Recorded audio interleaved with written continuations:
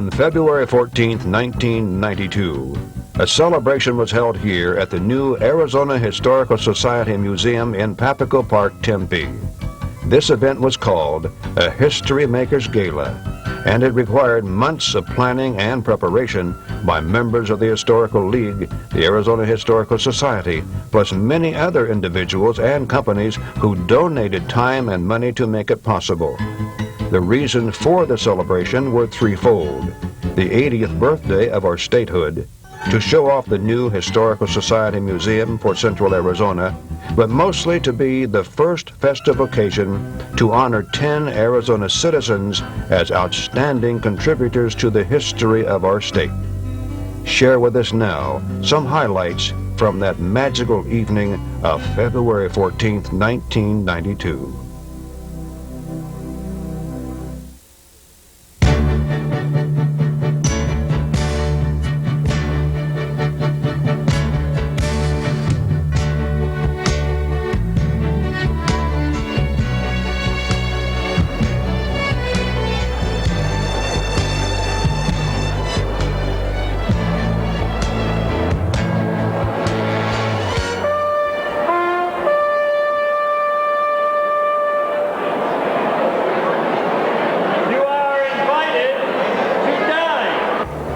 My name is Ken Dana, and it is my privilege to be your Master of Ceremonies for tonight's event.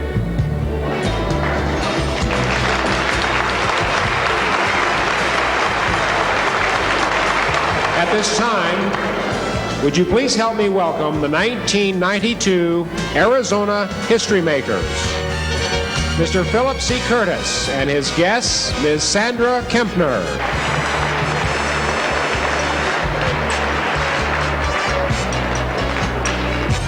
The Honorable and Mrs. Barry M.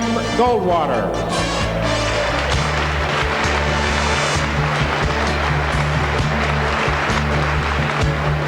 Mr. and Mrs. Robert W. Goldwater, Sr.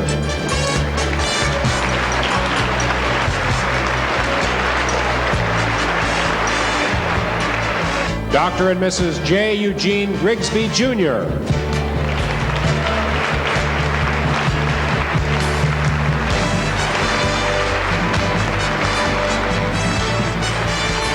Mr. and Mrs. Bill Keane.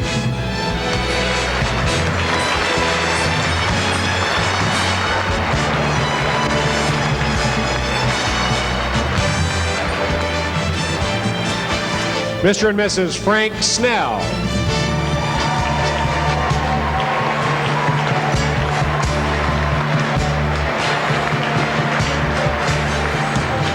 Mr. and Mrs. Ladmo Kwiatkowski.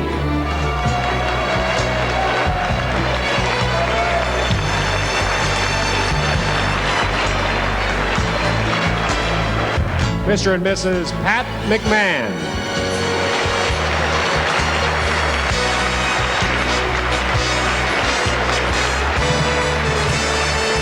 And Mr. and Mrs. Bill Thompson.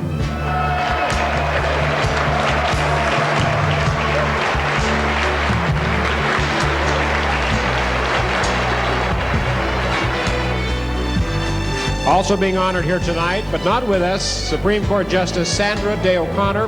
We will be seeing and hearing from her a little bit later in this program.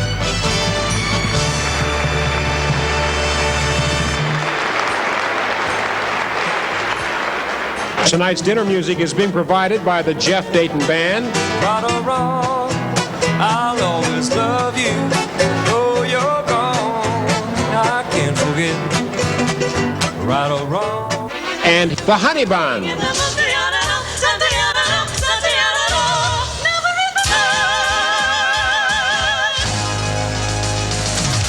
Happy birthday, Arizona.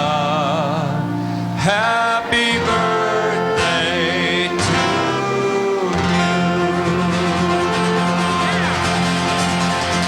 you. Let us now, in chronological order, single out tonight's 1992 Arizona Historymaker.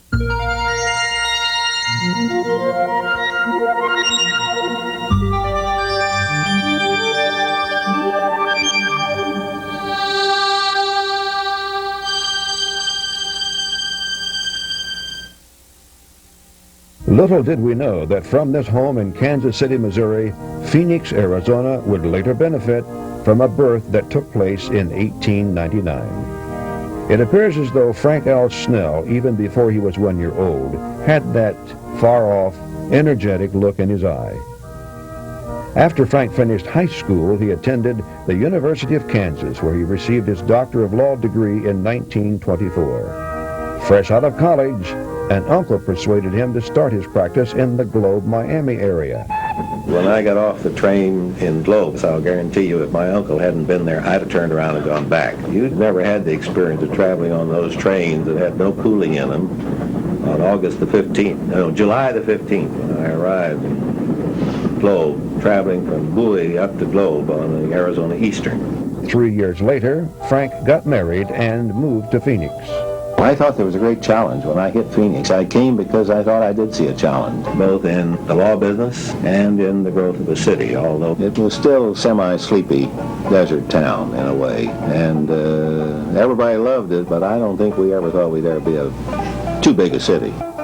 But as we know, they were wrong, and the growth of Phoenix really started gaining momentum during the World War II years, and Frank Snell was ready. We were in the Hurt Building, 7th floor of the Hurt Building. Same floor with Howard Pyle, the KTAR radio station, where I met Will Rogers. We were very busy. New things were popping all the time. The legal field I'm talking about, and I began to dig into the corporate line. Frank Snell has been digging in there ever since in many other ways while Phoenix continued to grow. Kiwanis Club, Chamber of Commerce, the Graduate School of International Management, the Arizona Stock Show, Calapco Utility, now Arizona Public Service Company.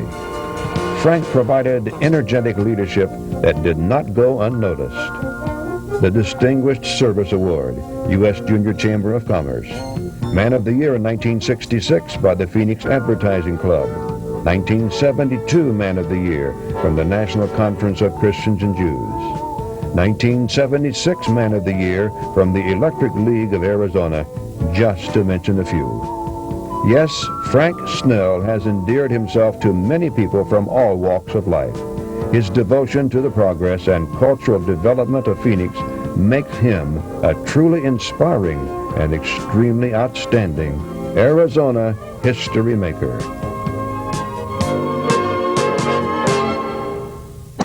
Ladies and gentlemen, Mr. Frank Snell.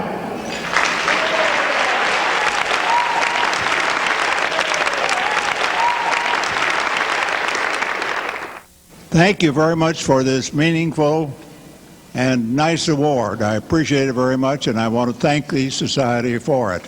Thank you very much. Thank you, Frank. Thank you.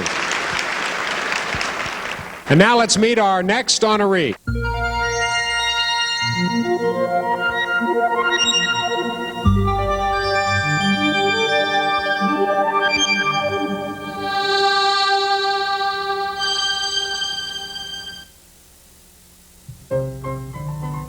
This history maker has been hailed as Arizona's greatest living artist, one with unequaled influence on art in Arizona.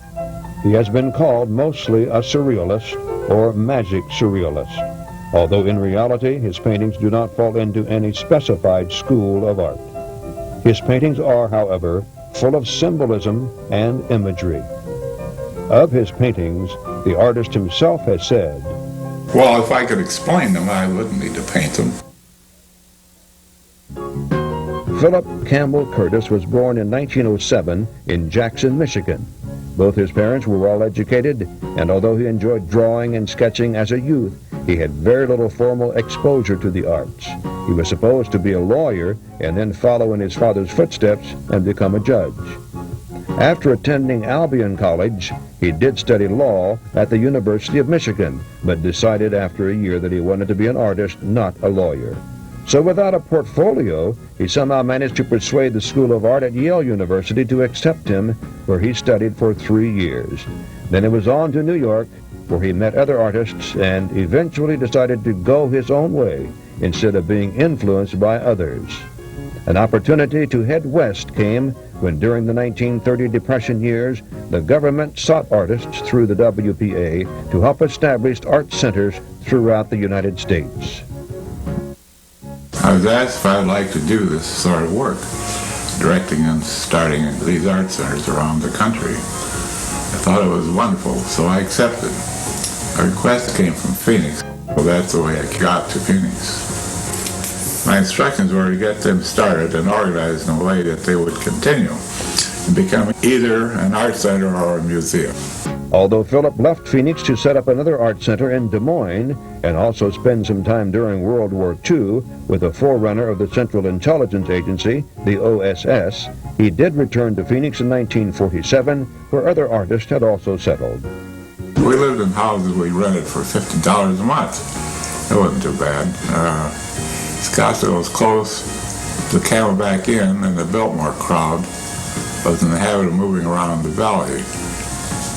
And art was always appealing. It gave them something to do. There was very little for them to do at that time, so we had a few things that were special. And what Philip Curtis has contributed to our valley and the state is very special, helping to establish the Phoenix Art Center, which is now the Phoenix Art Museum. He has reached a level of constant success that has gained the respect of everyone in the arts in Arizona. Philip C. Curtis, a true Arizona history maker. Ladies and gentlemen, Phil Curtis.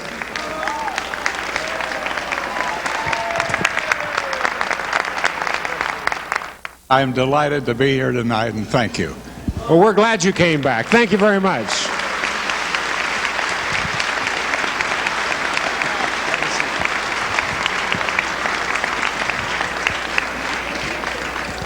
Okay, let's meet our next honoree at this time.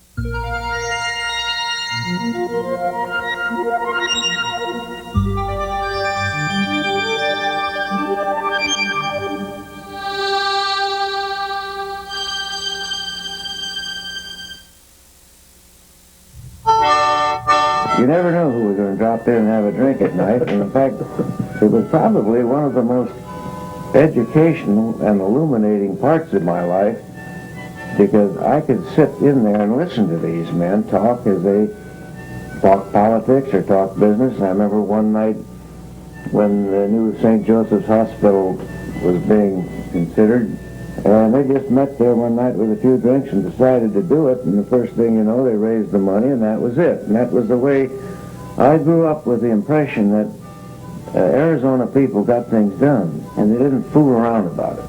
I guess it is safe to say that Barry M. Goldwater not only grew up with this learning, but managed to live it as well. Born on New Year's Day in 1909 into a family of already illustrious pioneers, Barry got his education at the Phoenix Union High School, at a military academy in Virginia, and the University of Arizona. Barry says he and his younger brother Bob and sister Carolyn never really got to know their father as well as they would have liked to. Baron Goldwater was always busy at the Goldwater store or in New York buying merchandise and finding investors. He had superb taste, he liked good things, and he liked the proper kind of presentation and selling. And that's the way I was raised. So we didn't have the close association with my father that most children had. We were raised by our mother, and she was father and mother to us. She disciplined us. She taught us how to ride, how to shoot, how to swim. She was an excellent shot, and she just brought us up knowing this state. It was up to Barry then to learn the business and run the store. He did from 1934 to 1941. We were just as close to employees as we were to each other. We didn't have a time clock. They were pretty much on their own. We had a health insurance, life insurance, and retirement pay. We pioneered in all of those things. Barry was an Army pilot in World War II and actually had been flying since 1930 when he first received his license. After the war, he returned to Phoenix. We could see that the city needed help. So we put together this charter government. And Harry Rosenzweig and I were asked to select candidates. Well, it got down to the last day, and Harry called me and said, we're short 2. Well, I said, don't bother me. What are you going to do? He said, you and I are going to run. I said, we couldn't get elected dog catcher. Well, we ran, and we were elected, and neither one of us have ever gotten out of. And the next stop for Barry and his family was the United States Senate. I don't think there's any specific preparation you can go through to be a public official, as long as you know your subject. And I knew Arizona probably better than anybody who's ever lived here. I knew its business. I knew what it needed. And when I got to the Senate, I wondered what the hell I was doing there. But since that time, I've been able to do a lot for the state that needed being done. Barry M. Goldwater will not only be remembered as an astute businessman, a successful politician, a sought-after senior statesman, a history buff, an excellent photographer, but one of the best Arizona history makers we'll ever have.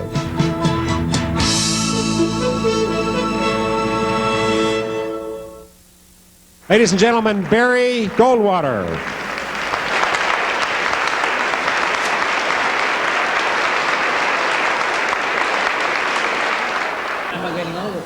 Well, I'm getting old with you, boy. Okay, thank you. Anyhow, Barry, I'm going to look at it. let's see, we've spent, what, 80 years together? 83 years. Oh, excuse me. But anyhow, they've all been... Goes on Jefferson Street. I think I'll be excused. Thank you very much. Once again, Barry Goldwater. Let's now meet our next honoree.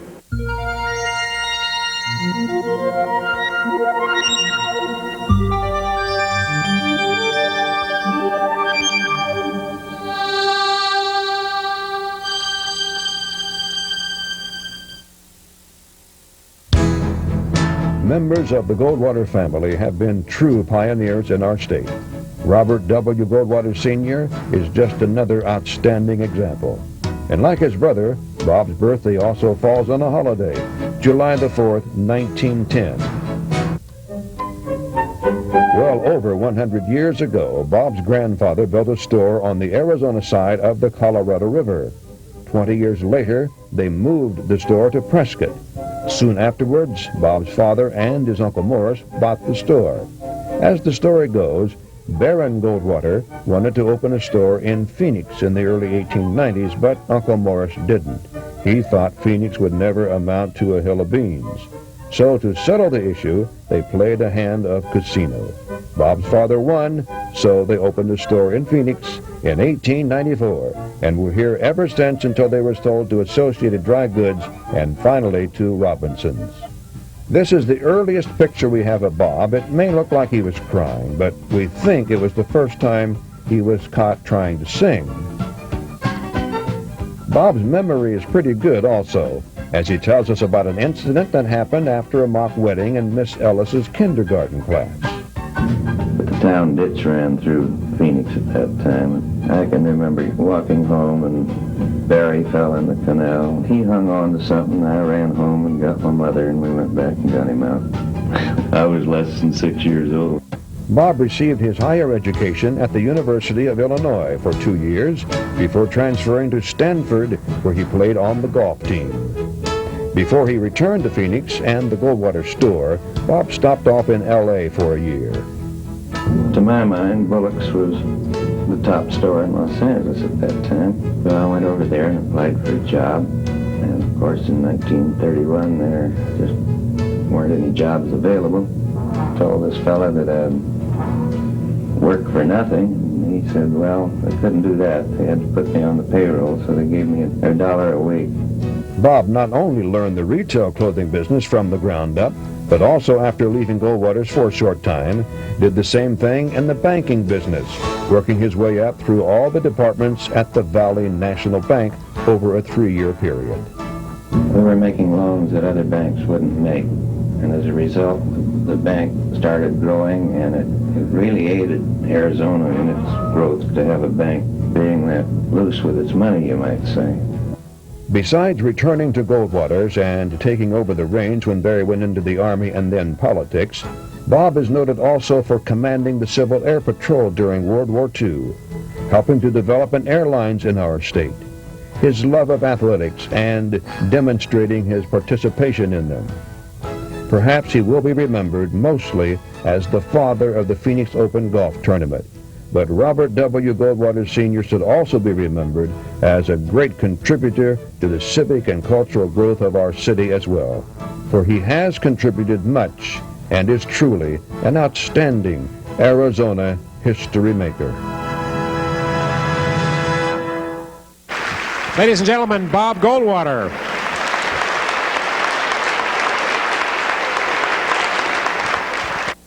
I think this is one of the greatest honors I've ever had bestowed on me. My parents, my grandfather, my brother, my sister. Hell, Arizona was our life, and it will continue to be. And why anybody would ever want to be anyplace else, I can't understand. Thank you very much. Thank you. We continue with our look at Arizona history makers.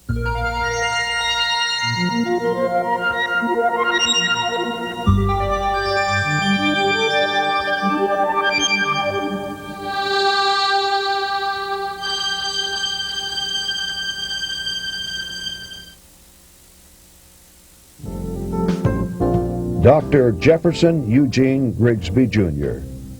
The name seems long, but doesn't come close in length to the many honors, awards, degrees, community activities, and art education teachings he has been closely associated with during his distinguished career. Through his many years of devotion to teaching students how to appreciate all aspects of art and to get involved, Dr. Grigsby has been justly honored and is listed in Who's Who in the West, Who's Who in Black America, Who's Who in American Art, and Who's Who in America. Gene, as he prefers to be called, grew up in Greensboro, North Carolina, Lynchburg, Virginia, Columbus, Ohio, Prairie View, Texas, and Winston-Salem, North Carolina, in the 1920s and 30s. Together with his parents, who were both teachers, and two brothers, Donald and Marvin, and sister Mariana, they were mostly always a part of just the black community where they lived. The fringes of the white community that I touched upon while I was growing up were either in the service or with museum people. A museum director in Charlotte had become interested in me and was responsible for me meeting Bob Wathme, who later directed me to the art school in New York. Gene's a graduate of Morehouse College in Atlanta, where he received his Bachelor of Arts degree. His Master of Arts was earned at Ohio State University in Columbus, Ohio. Other graduate studies include the American Artists School in New York City, Columbia University, and a Beaux-Arts School for Artists in Marseille, France. And finally, his Ph.D. from New York University. This picture is not of that ceremony, but rather when Gene's wife, Thomasina, received her M.A. from Arizona State College in 1955. During World War II, Gene served in the U.S. Army Ordnance Ammunition Company, where he rose to the rank of Master Sergeant, and while stationed in Germany, still managed to pursue some form of the arts. I discovered a photography shop at an abandoned camp in Germany that our troops took over. I made some cameras out of some old equipment, and then, funny enough, became the unofficial battalion photographer. Gene and Thomasina have two children, Eugene III and Marshall. After the war, Gene moved to Phoenix at the urging of a friend and began teaching at what was then Carver High School on Grant Street in Phoenix. In 1958, he became head of the art department at Phoenix Union High School, where he stayed until 1966. I also taught a class at the Jewish Community Center. That's when they were on the Hurd home behind what is now the Hurd Museum on Central Avenue. Then they moved to Camelback and 16th Street, and that's where many more students attended drawing and painting classes. Gene made his final move when he joined the faculty at Arizona State University in 1966. He has had his artwork distributed in many galleries and museums both here and abroad. His articles in a variety of publications have been especially recognized for his efforts to increase awareness of African and African American art and artists. As an art teacher, I feel the teacher should not impose his or her specialties or limitations on students. They have a wide number of interests, and if possible, these interests should be brought out, and the student should be encouraged to work in those areas of interest. For this reason, the art teacher needs to have knowledge of a number of different techniques and processes. And that's just one of the many reasons why Dr. Jefferson Eugene Grigsby Jr. has been selected as another of Arizona's outstanding history makers.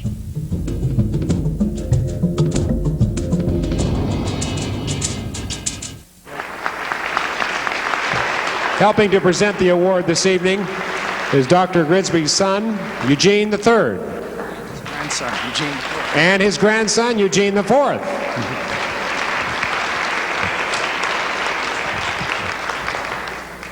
Pop, we're proud of you.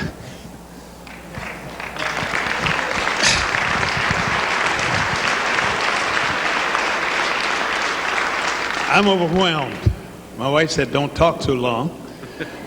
But I must say, thank you, not only to the Arizona Historical Society and all of the people who are a part of this, but also that vast group of students who have supported me and who have taught me, because my students have taught me far more than I have taught them. Thank you again. And now we will meet our next honoree.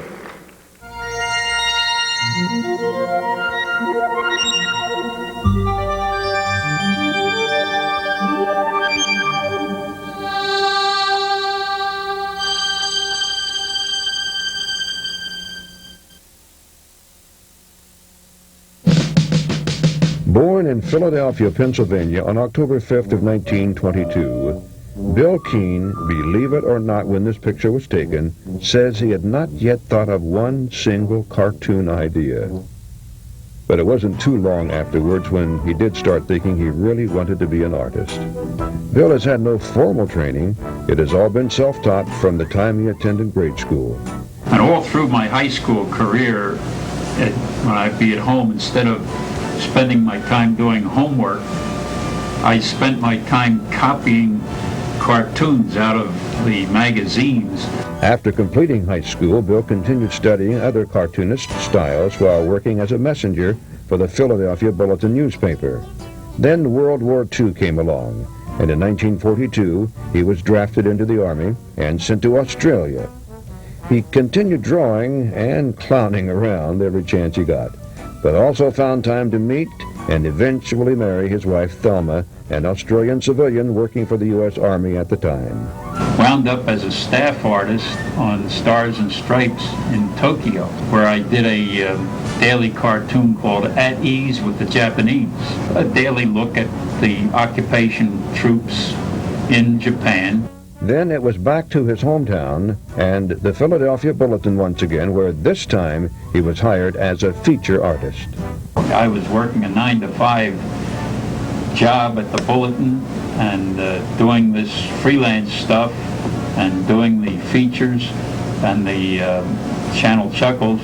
I didn't have to have the 9-to-5 job, so I decided that I would leave the Bulletin. The family also decided to leave Philadelphia in 1958, when a doctor who was treating Bill for severe allergies suggested he move to an area with less pollen.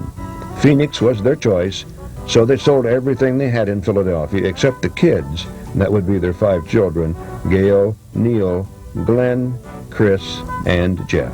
And we came out and moved into this house, and we've been here ever since. I've spent almost every day for the last 32 years sitting right here drawing the family circus. And throughout these years, Bill Keane has gotten his ideas not only from observing his own 5 kids as they were growing up, but now his grandchildren, and also from the millions of family circus readers. Actually, Bill Keane's work and his life has gone well beyond his expectations. The many lives he has touched through his family circus, his charitable contributions and fundraising endeavors, his association with other cartoonists through the National Cartoonist Society, the awards and honors he has received, and his nearly month-long venture with other cartoonists traveling throughout every base in Vietnam has made his life a blessing. If there is a philosophy behind the family circus, it's to show that a family that has respect for one another, that love one another, that is the happiest place in the world. I can't think of a better place to work to raise our family. Arizona is a one of a kind. And we think you are too, Bill Keane, and a very deserving member of a select group of Arizona history makers.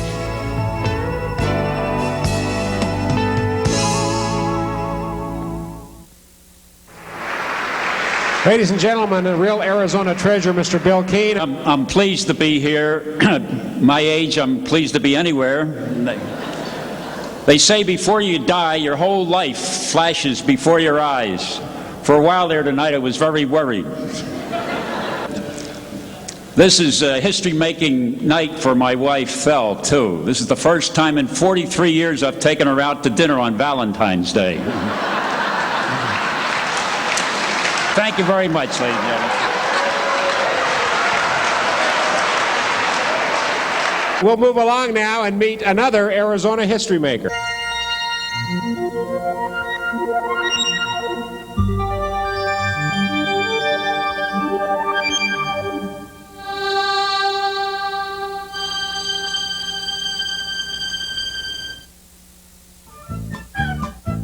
Although this history maker was born in El Paso, Texas, we still consider her a native Arizonan.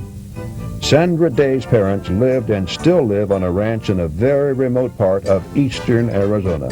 It's in Greenlee County, and there was no hospital nearby, and my mother's mother lived in El Paso.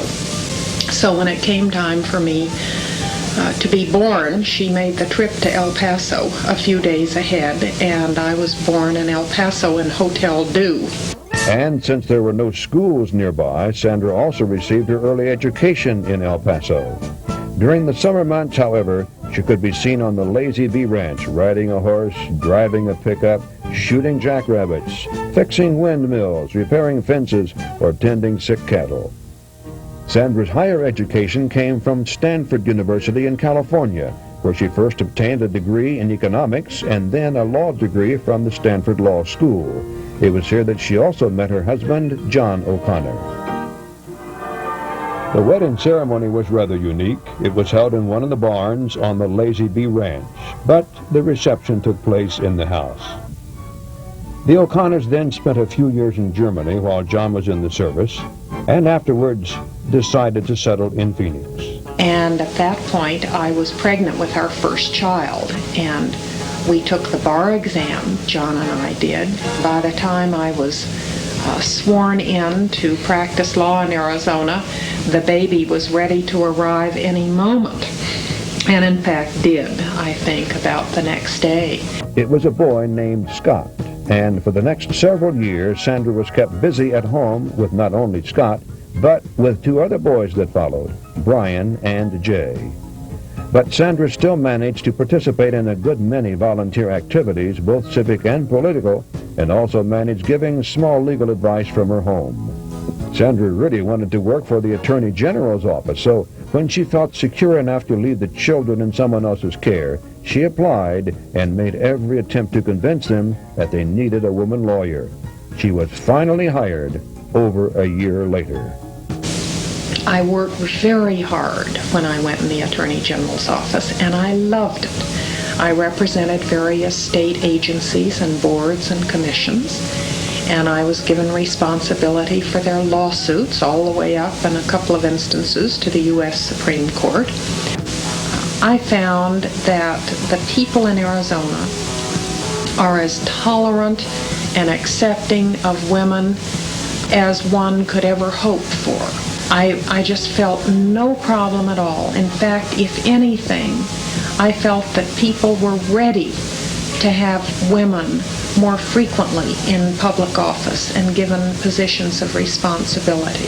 Sandra Day O'Connor was given many positions of responsibility on her way to what eventually would culminate in a nomination to the highest court in our land, an appointment of history-making proportions. In September of 1981, she was sworn in as the first woman to serve on the U.S. Supreme Court. Justice Sandra Day O'Connor is one of Arizona's outstanding history makers.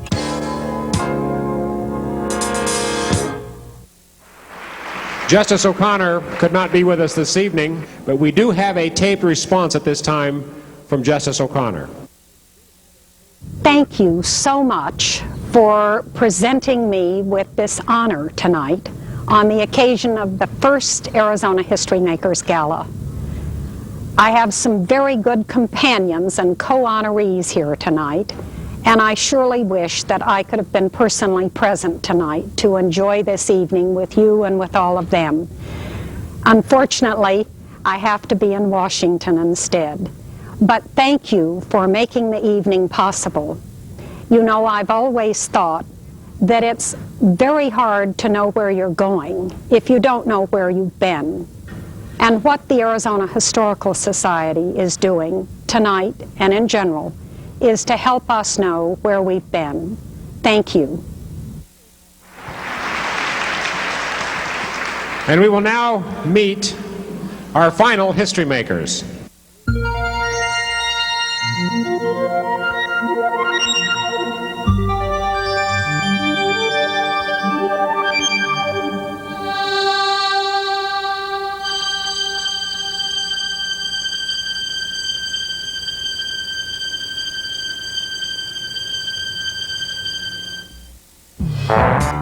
Once upon a time, there were 3 boys born in different places: New York, Cleveland, and Leavenworth. One day these kids would be destined to meet and never grow up. The boy from New York was named Bill Thompson. He loved to make Civil War toy soldiers and still does. He was also very adventuresome. When he finally decided to settle down, he went to work in the art department at KPHO Television in Phoenix.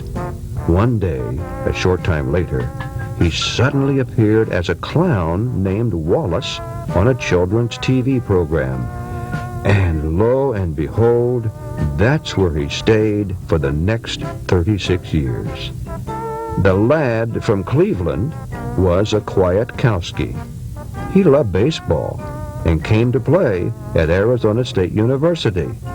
He studied hard at school and got a degree in journalism before joining where? You guessed it, the same place as Mr. Thompson as a cameraman. But also, guess what? He was so good as a cameraman that he could turn his camera on and walk in front and become Ladmo to help out Wallace.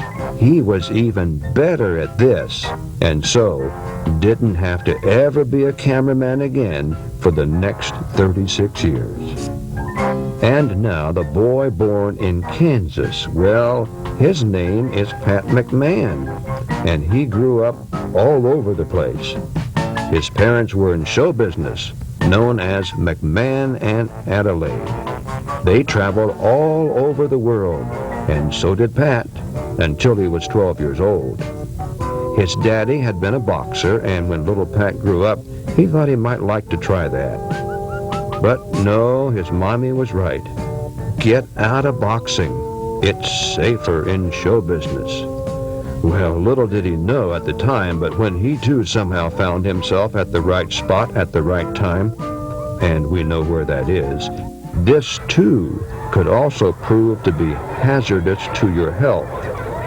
Pat McMahon was an announcer at first, but then eventually more voices and more faces and more costumes than the 36-year history of the Wallace and Ladmo show. Well, little did these 3 kids know at the time that they would become so famous that someone more famous would heap praise upon them.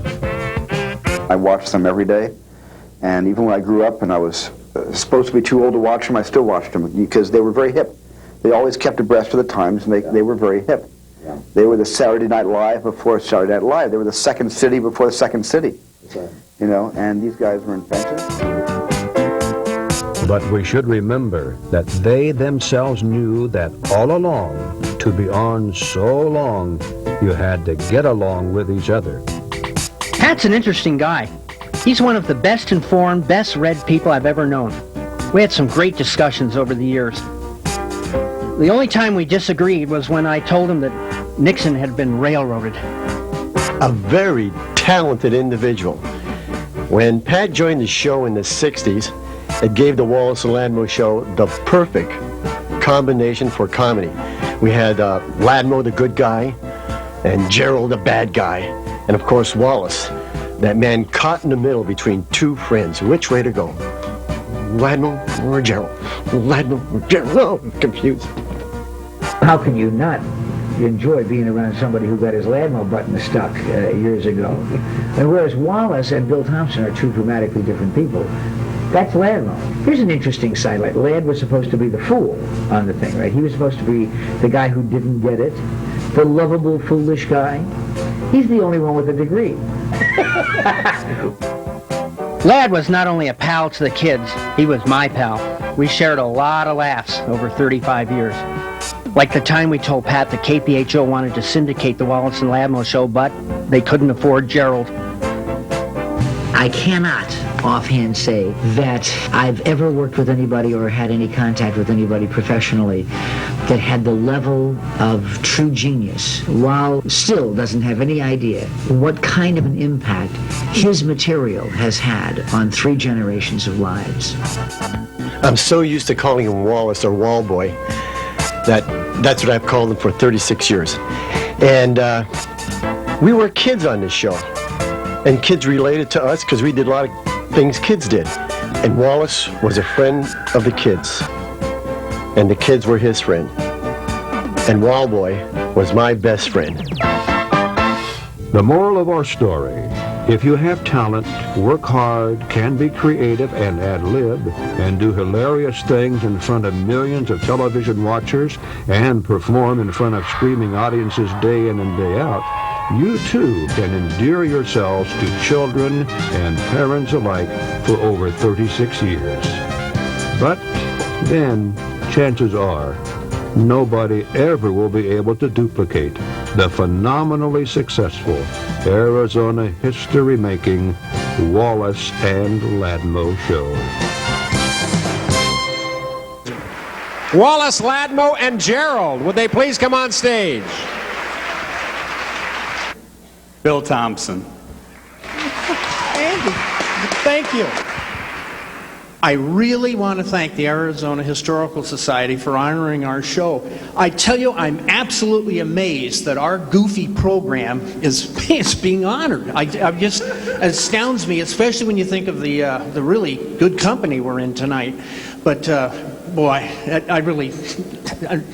it's great. Thank you so much. Thank you, thank you. Presenting the award tonight for Ladmo Kwiatkowski, we have what I thought at one time was a surprise. I still think it's a surprise, but I'm not sure. Mr. Frank Cush. Lad, congratulations to all 3 of you guys. Let me tell you what, we miss you. Oh, thank you, Coach. I want to share this honor with 3 generations of kids of Arizona. They watched, they had lots of fun, and I sure had a great time. Thank you, Arizona. Our next award goes to Mr. Pat McMahon, and helping is Mike Condello. Pat, here you go.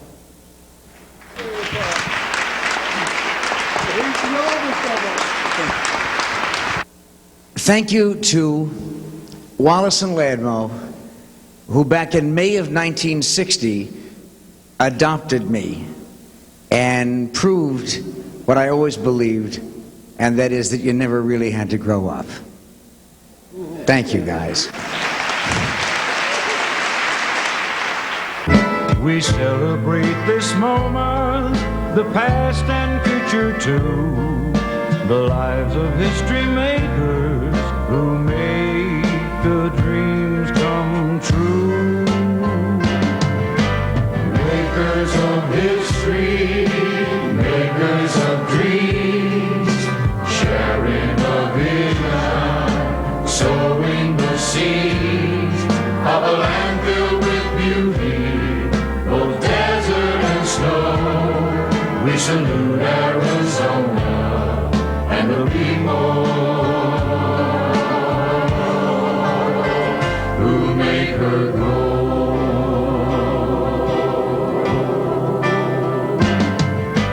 We hope you have enjoyed our presentation to honor the inaugural celebration of Arizona History Makers.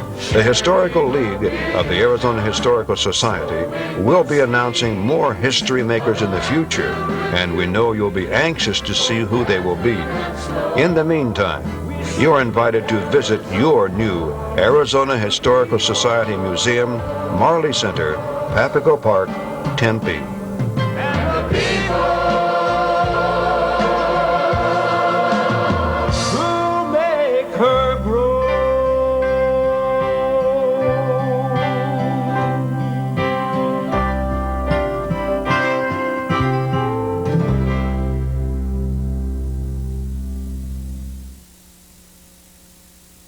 You just heard a part of the official History Maker song, but now here's your chance to see and hear how it was actually produced and presented for this February 14th, 1992 event. An original song, Makers of History, Makers of Dreams. All right, stand by. No talking. Quiet, please. 3, 2, 1, roll seat.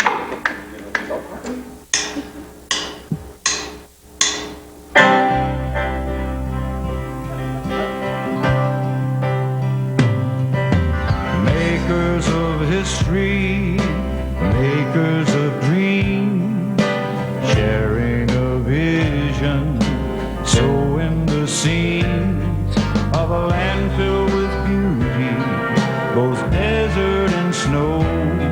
We salute Arizona and the people who make her grow.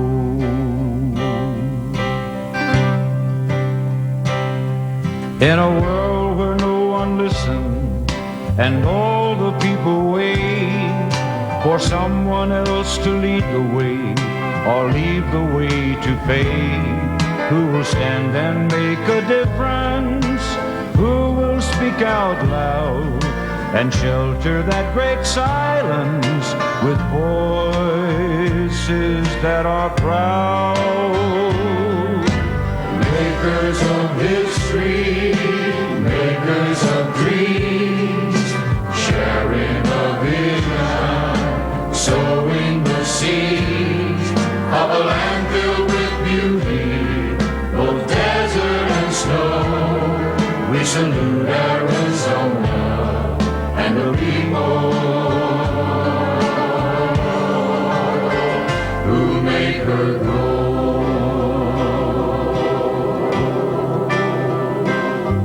It is said there is a season for everyone, a day when wishes will be counted and dreams will find a way.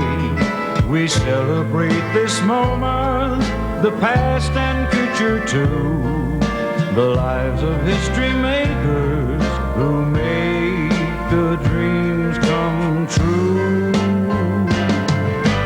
Makers of history, makers of dreams, sharing a vision, sowing the seeds of a land filled with beauty, both desert and snow. We salute